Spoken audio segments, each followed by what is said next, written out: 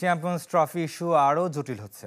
Broadcaster এবং business পার্টনারদের চুক্তি অনুযায়ী সূচি ঘোষণা করতে পারেনি আইসিসি।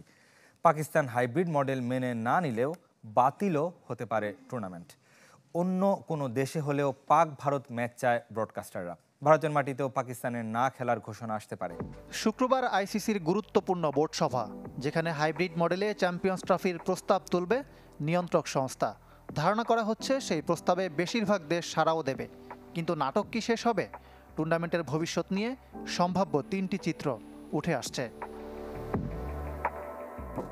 সবচেয়ে সহজ সমাধান, যদি পাকিস্তান হাইব্রিড মডেলে রাজি হয়, কিন্তু দেশটি তা প্রত্যাখ্যান ও বয়কট করলে অন্য কোনো দেশে চলে যেতে পারে পুরো টুর্নামেন্ট। আলোচনায় আরব আমিরাত ও দক্ষিণ আফ্রিকা। আসর বাতিল বা অনির্দিষ্টকালের জন্য স্থগিত হলেও অবাক হওয়ার কিছু থাকবে না। তিন পরিণতির যেটাই হোক, ভারতের অসহযোগের প্রভাব পড়তে পারে তাদের মাটিতে হতে যাওয়া সব টুর্নামেন্টে। 2031 চক্রে 5টি বড় ইভেন্ট আয়োজন করবে বিসিসিআই।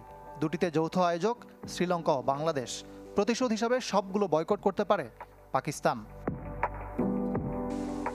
আর পাক ভারত ম্যাচ না হওয়া মানে আর্থিক ক্ষতি। ফলে উভয় সংকটে আইসিসি, যার শুরুটা টের পাচ্ছে চ্যাম্পিয়ন্স ট্রফি সামনে রেখে। 90 দিন আগেও সূচি ঘোষণা করতে পারেনি, যা ব্রডকাস্টার, পার্টনার, স্পন্সর সব পক্ষের সাথে চুক্তিভঙ্গের শামিল। হাইব্রিড মডেলে সমাধান বের করলেও বেঁকে বসতে পারে ব্রডকাস্টাররা, কারণ তারা নিশ্চিত করতে চায় ভারত পাকিস্তান ম্যাচ।